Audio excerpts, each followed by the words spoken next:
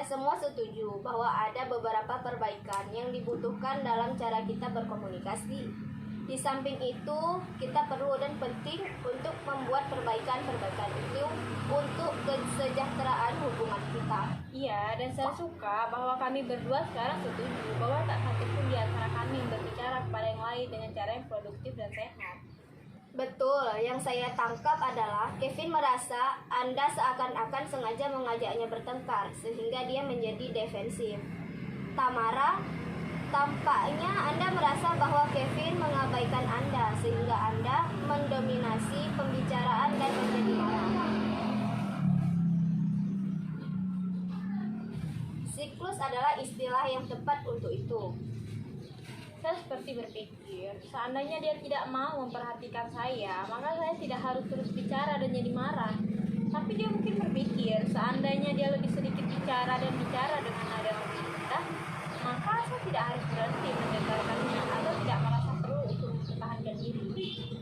Tepat sekali.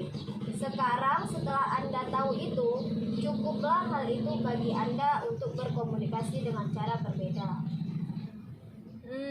Saya tidak tahu. Hal itu membantu, akan tetapi ketika kami berada pada momen itu, saya tidak tahu apakah itu akan cukup. Oke, jadi saya tahu bahwa saya telah mendengar salah seorang di antara Anda pernah mengatakan sebelumnya bahwa salah satu sumber ketegangan yang biasa terjadi adalah pembagian tanggung jawab rumah tangga dan keluarga. Hal itu cara yang halus untuk mengatakannya, tidak tepat seperti cara yang akan saya gunakan. Oke, lanjut. Bagaimana Anda akan mengatakannya? Tunggu, tak akan ada yang bisa memuaskannya. Dia tidak pernah senang dengan apa yang saya lakukan.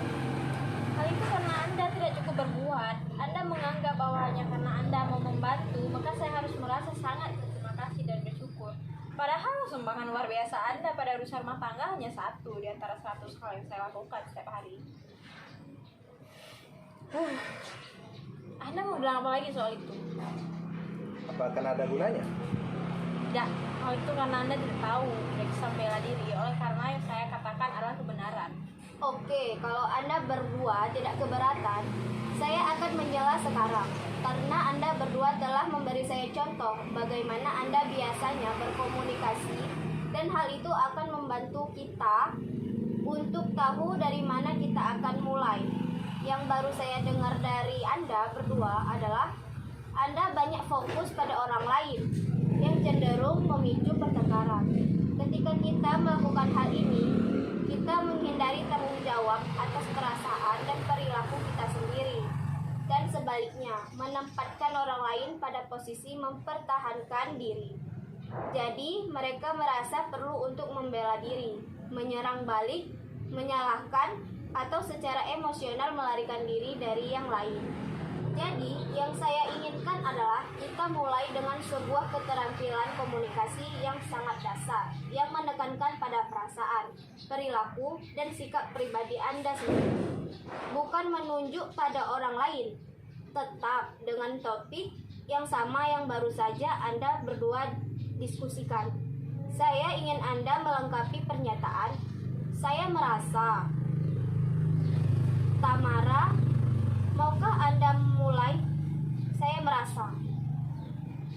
Saya merasa diperlakukan tidak adil. Bagus. Saya merasa diperlakukan tidak adil ketika Anda. Saya merasa diajukan ketika Anda mengharapkan saya memikul sebagian besar tanggung jawab rumah tangga. Bagus. Dan sedikit lagi, aku merasa diperlakukan tidak adil ketika kau mengharapkan aku memikul sebagian besar tanggung jawab rumah tangga karena. Oke, saya coba. Saya merasa diperlakukan tidak adil ketika Anda mengharapkan saya memikul sebagian besar tanggung jawab rumah tangga. Karena saya pikir Anda bisa berbuat lebih banyak untuk membantu saya. Bagus sekali. Tamara, sekarang Kevin. Saya ingin Anda menanggapi Tamara dengan saya merasa. Oke, aku merasa saya tidak tahu. Saya merasa tersinggung. Saya merasa tersinggung ketika Anda Saya merasa tersinggung ketika Anda menunjukkan segala hal yang tidak saya lakukan. bagus. Dan saya merasa tersinggung ketika Anda menunjuk segala hal yang tidak saya lakukan karena Oleh karena mulailah dari awal kalau Anda tidak keberatan karena kita sedang belajar ini. Saya merasa tersinggung. Saya merasa tersinggung ketika Anda menunjukkan segala hal yang tidak saya lakukan karena saat-saat benar membantu sama sekali tak. Baiklah, untuk masing-masing Anda, apa reaksi Anda terhadap pernyataan yang baru saja Anda dengar dari pasangan Anda? Saya merasa sangat matang dan bersikap menghormati dengan mengatakan saya lumayan bangga dengan diri saya sendiri. Ya, saya merasa buruk karena tidak pernah memuji apa yang dilakukannya untuk membantu saya. Kedua-duanya bagus. Apa yang akan Anda temukan dengan gaya komunikasi ini? Hal ini disebut pesan aku adalah Anda bukan hanya akan merasa lebih baik tentang diri Anda sendiri karena berkomunikasi dengan cara ini, tetapi juga akan lebih melihat sudut pandang pasangan Anda, memahami dari mana dia berasal, dan sebaliknya merasa empati untuk posisi pasangan Anda. Saya bisa melihat. Bagus, oke. Sekarang saya ingin Anda melanjutkan percakapan Anda dan saya akan menyela untuk membantu Anda berlatih sampai Anda berdua benar-benar bisa. Jadi kami terus bicara. Tentu, tetap ekspresikan diri Anda sendiri dengan saya merasa ketika Anda, karena kita akan tetap sangat spesifik seperti ini sampai terasa lebih wajar. Anda duluan. Saya akan menanggapi pernyataan terakhir Anda. Saya cenderung mengabaikan sisi baik Anda karena saya merasa sangat marah ketika Anda tidak berbuat lebih banyak. Karena saya pikir Anda tidak peduli bahwa saya sudah merasa kewalahan dengan tanggung jawab sebanyak itu. Anda tahu, sulit untuk bersikap apresiatif kalau kita marah, bukan?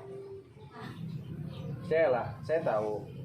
Oke. Sekarang giliran saya.